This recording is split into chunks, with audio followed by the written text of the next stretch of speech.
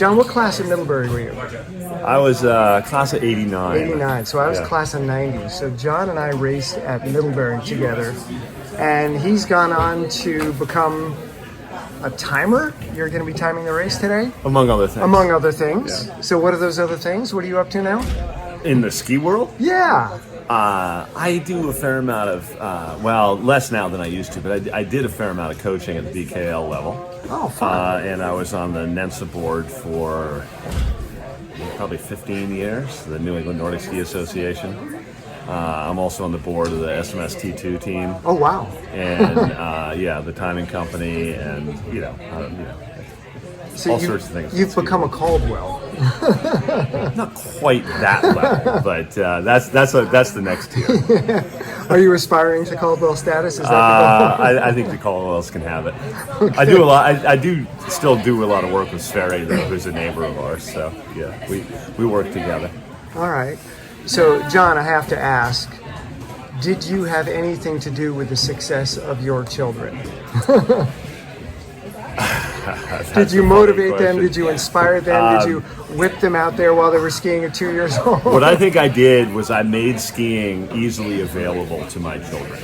I groomed trails at our house. I made sure that if they wanted to ski, we had programs available, races available. You'd have to ask my children. I don't feel like I pressured them at all into skiing.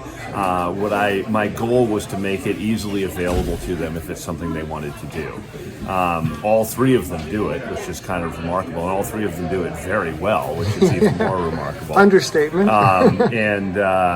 So yes, I think both my wife Andrea and I, our goal was just to sort of make it available to them, and we also, the two of us, Andrea and I, always said to ourselves that we would support our children in their skiing endeavors that they wanted to pursue. The way we phrased it was, if they're all in, we're all in. And so that's kind of how we've approached it thus far with our kids. And of course, that's my perspective. You might interview one of the children and they might tell you that he was like relentless and awful and made us do it. I don't think they'd say that. I hope they don't, but you never know. Now, you've seen technique change, obviously, working with your kids and with the Stratton T2 team. I'm just getting back into this starting in 2021. Yeah. So the technique is brand new to me. I mean, we skated, obviously, at Middlebury, but nothing like they're doing now. It's a very different skate technique. Have you changed your technique? Have you been able to upgrade to the Yes. the new So model? when I moved back east, so I went out west after I graduated from college. I stepped away from cross-country skiing for a good long time. I did it infrequently, even not at all some winters when I lived out in the Pacific Northwest. I got back into it when I moved back to Vermont. Relatively quickly, Sverre Caldwell kind of got me roped back into coaching at the BKL level. And one of the things that I realized was even at the BKL level, because I tended to work with the sort of 6th, 7th, and 8th grade level kids, I was going to have to learn how to ski better than I then knew how to ski. And so I talked to Sverre a lot. I spent a lot of time with the SMS kids, and I pretty much taught myself sort of new skate technique. I found the biggest difference was the sort of dominance of V2, and the different muscle groups that uses. And so I would go out on our local Forest Service road, which is not plowed, and so snowmobiled in the winter, and you can ski for 20 miles on it out and back, and I would force myself to V2 for 2 hours. Wow. Just nothing but V2 until I sort of got the balance and the sort of technique down. And it didn't take having a base in skate technique. You can didn't take balance. that long. Yeah. But it was definitely a different technique, and the whole sort of concept. I think we used our arms a lot more when we were in college, and now it's all about using your core and figuring out how to sort of do that technique using your core. And then just when you take 10 years off from something like that, I found my balance was shot. And of course, as I'm always telling people when they're sort of coming into skiing, it's balance. It is balance. That's like particularly in skate, but also in classic. Like it's all about balance. Without balance, there's no efficiency. Without balance, there's no it's- efficiency. yeah. Without efficiency, it is a nasty slog in the woods. It's exhausting. Yeah, that's what I'm discovering. I'm trying to become efficient. Yeah, my that was old when I age. coached at DKL. It was pretty much all the focus was on balance. We had all these games that were about balance and everything about just, Pom pom pull away. just being centered on your skis is a tough thing to learn. Yeah. Once you have it, it makes it a lot easier.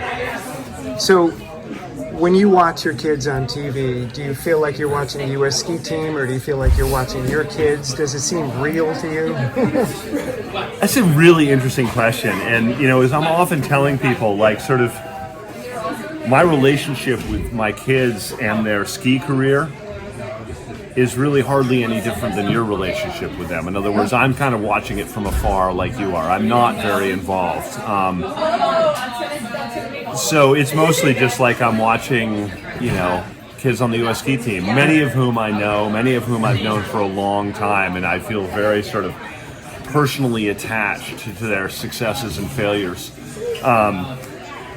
When I call up, Ben or, Catherine when she was racing, or even, Charlotte at the collegiate level, and I talk to them, it's often not really about skiing. It's usually, particularly with Ben, it's about other things. And Catherine was the same way, It's, I'm not their coach. I am not really, I have very little to do with their skiing career at this point, other than just sort of trying to support them from a parental perspective. So when I watch them on TV, it's mostly they're U.S. skiers, and I'm just so excited about where U.S. skiing is right now.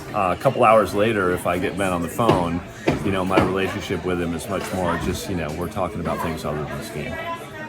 So, speaking of other than skiing, what do you think of the mustache? I'm proud of the fact that Ben recognizes that part of skiing at that level is developing a image, a persona. It's one of the things that I remember telling my kids frequently when it looked like they were going to make this sort of transition to this level is that you have to understand that you're sort of transitioning into entertainment now. It's not just like the ski racing of old, it's different than that.